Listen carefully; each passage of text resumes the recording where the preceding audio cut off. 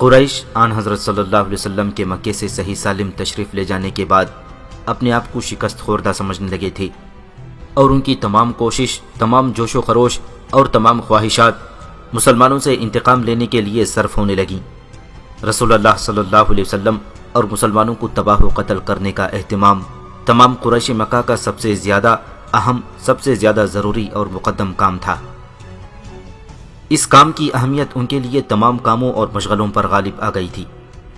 اسی دوران ان کی آپس کی رقابتیں اور معمولی مخالفتیں بھی سب دور ہو کر ساری قوم اپنی تمام طاقتیں اسی ایک کام میں صرف کر دینے پر آمادہ و مستعد ہو گئی تھی۔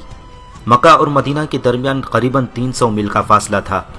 مدینہ پر چڑھائی کرنے کے لیے خاص اہتمام اور جنگی تیاریوں کی بھی ضرورت تھی۔ اللہ تعالیٰ کی طرف سے حفاظت خود اختیاری اور مدافعت کی اجازت مل چکی تھی۔ دین اسلام کی اشاعت اور دین اسلام میں داخل ہونے والوں کی راستے کی بے پناہ رکاوٹیں دور کر دینا بھی لازمی امر تھا۔ مسلمانوں کی جمعیت مدینہ منورہ میں 300-400 مردوں سے زیادہ نہ تھی۔ کفار مکہ کے ایک سردار کرز بن جابر نے ایک جماعت کو ہمراہ لے کر اور مکے سے چل کر مدینہ منورہ کی متصلہ چراگاہ پر چھاپا مارا اور مسلمانوں کے بہت سے اونٹ پکڑ کر چل دیا۔ مسلمانوں کو جب اس چھاپے کا حال معلوم ہوا تو اس کے تعاقب میں مقام صفوان تک گئی، لیکن دشمن نکل چکا تھا، مجبوراً لوٹ آئے۔ یہ مکہ والوں کی طرف سے نہایت صاف اور کھلی ہوئی دھمکی اور جنگ کا اعلان تھا۔ انہوں نے مدینہ والوں کو یہ بتا دیا کہ ہم 250 میل چل کر تمہارے گھروں سے تمہارے اموال کو لوٹ کر لا سکتے ہیں۔ ادھر دوسری تدبیروں سے بھی وہ غافل نہ تھے۔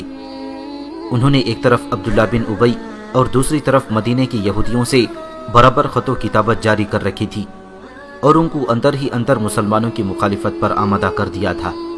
اسی سال کے ماہ شعبان میں تحویل قبلے کا حکم اللہ تعالیٰ کی طرف سے نازل ہوا، اور چند ہی روز کے بعد کہ ماہ شعبان بھی ختم نہ ہوا تھا، رمضان کے روزے فرض ہو گئے۔ شروع رمضان میں یہ خبر مدینہ منورہ میں پہنچی کہ مکہ والوں کا ایک قافلہ شام سے آ رہا ہے اور وہ مدینے کے قریب ہو کر گزرے گا۔ رسول اللہ صلی اللہ علیہ وسلم نے مکے والوں پر ایک قسم کا رعب قائم کرنے اور کرز بن جابر کی حملہ آوری کا جواب دینے کے لیے مہاجرین و انصار کی ایک جماعت کو روانہ فرمایا کہ مکہ والوں کے قافلے کو روکیں، تاکہ ان کو یہ معلوم ہو جائے کہ مدینہ والوں سے بگاڑ کرنا ان کی تجارت کے لیے بے حد مضر ہے اور ان کی تجارت ملک شام سے منقطع ہو سکتی ہے۔ یہ جمعیت جنگ کے ارادے سے روانہ نہیں کی گئی تھی، بلکہ اس کا مدعا تخویف و تعذیب ہی تھا، اس لیے ان کی روانگی میں جنگی احتیاطیں بھی ملحوظ نہیں رکھی گئی تھی، جس کا نتیجہ یہ ہوا کہ مکہ والوں کا قافلہ مسلمانوں کی اس جمعیت کے روانہ ہونے سے فوراً مطلع اور باخبر ہو گیا۔ امیر قافلہ ابو سفیان راستے سے کترا کر اور بچ کر اپنے قافلے کو نکال کر لے گیا، اور اس نے زمزم بن عمرو غفاری کو اجرت دے کر راستے ہی میں مکے کی طرف دوڑا دیا کہ ہم کو مسلمانوں کے حملے کا خطرہ ہے، ہماری مدد کرو اور اپنے اموال کو بچاؤ۔ اس خبر کے پہنچتے ہی ابو جہل مکے سے قریباً 1000 جرار فوج، جس میں 700 اونٹ اور 300 گھوڑے تھے، لے کر بڑے جوش و خروش کے ساتھ مکے سے نکلا۔ یہ تمام لشکر ہر طرح کیل کانٹے سے درست اور سپاہی سب زرہ پوش تھے، گانے والے بھی ہمراہ تھے۔ عباس بن عبد المطلب، عتبہ بن ربیعہ، امیہ بن خلف، نضر بن حارث، ابو جہل بن ہشام وغیرہ کل 13 آدمی کھانا کھلانے والے تھے۔ ابو سفیان کا قافلہ بحفاظت مکے میں پہنچ گیا۔ مسلمانوں کی جمعیت جو قافلہ والوں کو صرف ڈرانے کے لیے بھیجی گئی تھی، واپس مدینہ کی طرف روانہ ہوئی۔ ابو سفیان نے ابو جہل کے پاس خبر بھیجی کہ ہم مکہ پہنچ چکے ہیں، اب واپس چلے جاؤ، لیکن ابو جہل اپنے جرار لشکر پر مغرور تھا، اس کو یہ گوارا نہ ہوا کہ ویسے ہی چلا جائے۔ ابو جہل در حقیقت یہ لشکر صرف قافلے کی حفاظت کے لیے ہی لے کر نہیں نکلا تھا، بلکہ اسے پیشتر عمرو بن حضرمی، ایک شخص قریش کا حلیف، بعض مسلمانوں کے ہاتھ سے، جن کو رسول اللہ صلی اللہ علیہ وسلم نے رجب کے مہینے میں بطن نخلہ کی طرف بعض حالات کی تحقیق کے لیے بھیجا تھا، مارا گیا تھا۔ قریش نے عمرو بن حضرمی کے قتل کو بہانہ بنا کر جنگ کی تیاری مکمل کر لی تھی، اور وہ مدینے پر حملہ کرنے کے لیے روانہ ہونے ہی والے تھے کہ زمزم بن عمرو قافلہ والوں کی طرف سے استمداد کے لیے پہنچا، اور ابو جہل جو پہلے سے روانگی پر آمدہ تھا روانہ ہو گیا۔ چنانچہ ابو جہل برابر کوچ و مقام کرتا ہوا مدینے کی طرف بڑھتا ہوا چلا آیا۔ اسلامی لشکر بدر کے مقام پر پہنچا تو دیکھا کہ کفار پہلے سے بلند قلعہ زمین پر قابض و متصرف اور خیمہ زن ہیں۔ مسلمانوں کو نشیبی اور ریتیلی جگہ ٹھہرنا پڑا، مگر بدر کے چشموں پر مسلمانوں کا قبضہ ہو گیا۔ رسول اللہ صلی اللہ علیہ وسلم نے حکم دیا کہ کفار میں سے جو شخص اس چشمے سے پانی لینے آئے اس کو نہ روکو اور پانی لینے دو۔ صحابہ اکرام نے رسول اللہ صلی اللہ علیہ وسلم کے لیے ایک چھوٹی سی جھونپڑی تیار کر دی تھی۔ آپ صلی اللہ علیہ وسلم اس میں عبادت کرتے اور دعائیں مانگتے تھے۔ صحابہ اکرام قریش کے مقابلے میں تعداد کے اعتبار سے 1 پر 3 تھے اور سامان حرب کے اعتبار سے 1 پر 100 بھی نہ تھے۔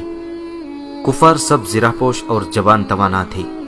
مسلمان عام طور پر فاقہ زدوں، ناتواں، بیمار اور ضعیف تھے۔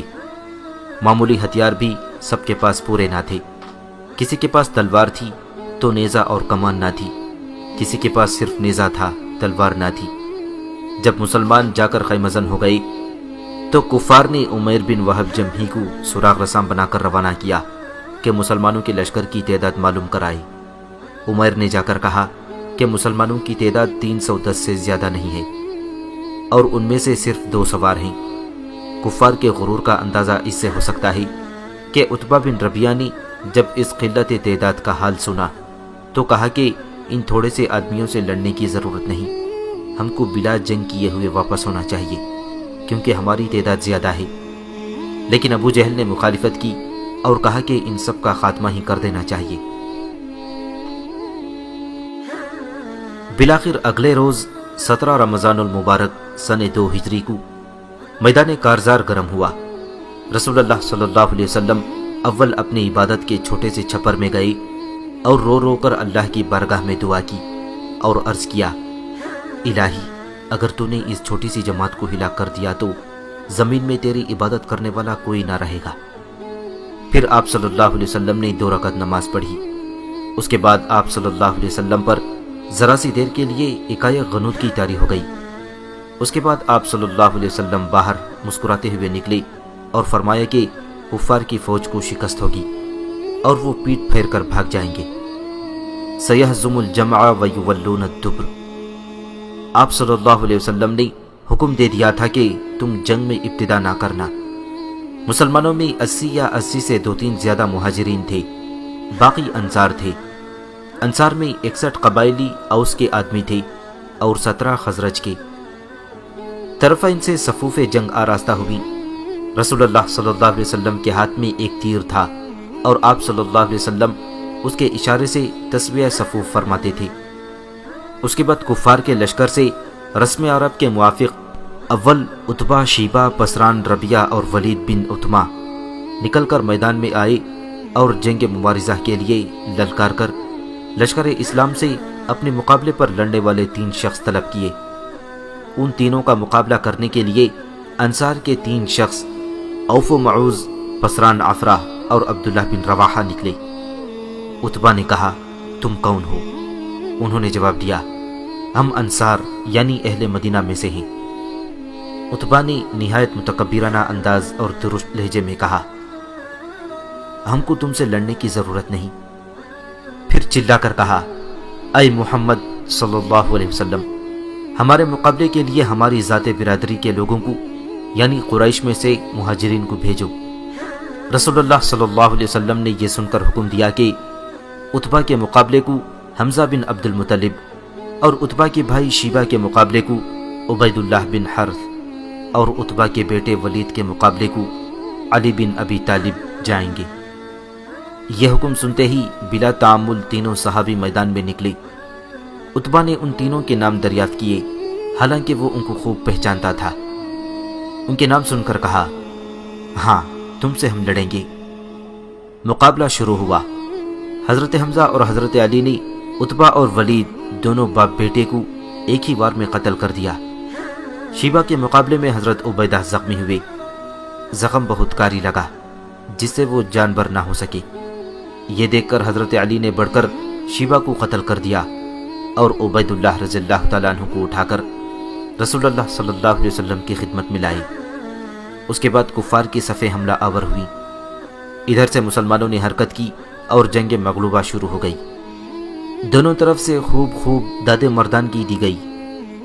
نتیجہ یہ ہوا کہ کفار اپنے 70 بہادروں کو قتل اور 90 کو اسیر کرا کر میدان سے بھاگ نکلے۔ جب کفار میدان خالی چھوڑ کر مسلمانوں کے سامنے سے بھاگ گئے اور لشکر اسلام کو فتح حاصل ہو گئی تو رسول اللہ صلی اللہ علیہ وسلم نے حکم دیا کہ ابو جہل کے نسبت تحقیق کرو کہ اس کی لاش میدان میں موجود ہے یا نہیں۔ یہ حکم پاتے ہی حضرت عبداللہ بن مسعود رضی اللہ تعالیٰ عنہ مقتولین کی لاشیں دیکھنے کو چلے۔ ابو جہل کو دیکھا کہ نیم مردہ پڑا ہے۔ عبداللہ بن مسعود رضی اللہ تعالیٰ عنہ جب اس کے سینے پر چڑھ بیٹھے اور کہا کہ اے اللہ کے دشمن، دیکھ تجھ کو اللہ نے کیسا ذلیل کیا۔ ابو جہل نے پوچھا لڑائی کا نتیجہ کیا ہوا؟ عبداللہ بن مسعود رضی اللہ تعالیٰ عنہ نے فرمایا کہ مسلمانوں کو فتح اور کفار کو ہزیمت ہوئی۔ یہ کہہ کر عبداللہ بن مسعود رضی اللہ تعالیٰ عنہ جب اس کا سر کاٹنے لگے تو اس نے کہا میری گردن مونڈھوں سے ملا کر کاٹنا تاکہ میرا سر دوسرے کٹے ہوئے سروں میں بڑا معلوم ہو اور یہ سمجھا جائے کہ سردار کا ہے۔ عبداللہ بن مسعود رضی اللہ تعالیٰ عنہ اس کا سر کاٹ کر رسول اللہ صلی اللہ علیہ وسلم کی خدمت میں لائی اور آپ کے پاؤں میں ڈال دیا۔ آپ صلی اللہ علیہ وسلم نے ابو جہل کا سر دیکھ کر اللہ تعالیٰ کا شکر ادا کیا۔ اس لڑائی میں 14 صحابی شہید ہوئے، جن میں 6 مہاجرین اور 8 انصار تھے۔ آپ صلی اللہ علیہ وسلم نے معرکہ جنگ سے فارغ ہو کر مسلمان شہداء کو دفن کیا۔ مشرکین کی لاشوں کو ایک بڑے گڑھے یا کنویں میں ڈلوا کر اوپر سے مٹی ڈلوا دی۔ صرف امیہ بن خلف کا لاشا اس لیے کہ پارا پارا ہو کر اٹھانے کے قابل نہ رہا تھا، اٹھا کر اور مشرکوں کی لاشوں کے ساتھ گڑھے میں نہ ڈالا جا سکا، لہذا اس کو وہیں مٹی ڈال کر چھپا دیا گیا۔